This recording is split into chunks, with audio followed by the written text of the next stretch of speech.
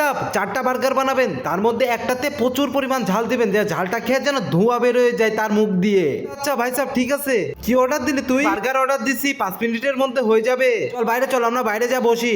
তখন বার্গার তৈরি করতে থাকে, সব বন্ধুরা মিলে যে বাইরে চেয়ার টেবিলে বসতে থাকে। ভাই বার্গার আসতে কতক্ষণ লাগবে রে? 5 মিনিটের মধ্যে চলে আসবে, অর্ডার তো দিয়ে আসলাম, আর টেনশন করিস না, চলে আসবে এখনই। শোন, আজকে জুবাইরের সাথে আগে পিছে সব হিসাবগুলো ক্লিয়ার করে নিব।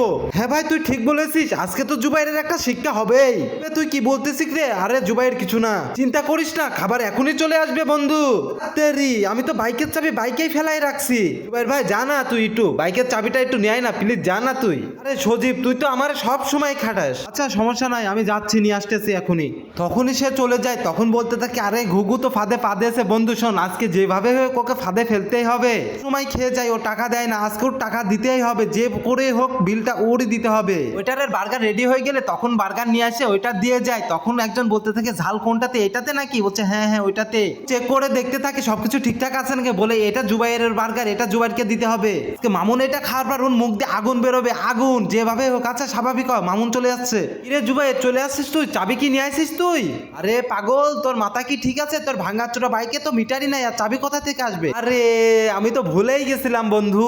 খিদে লাগছে, খাওয়া শুরু কর, পরে কথা হবে। বন্ধুরা নেক্সট পার্টের জন্য পার্ট 2 লিখে কমেন্ট করে যান।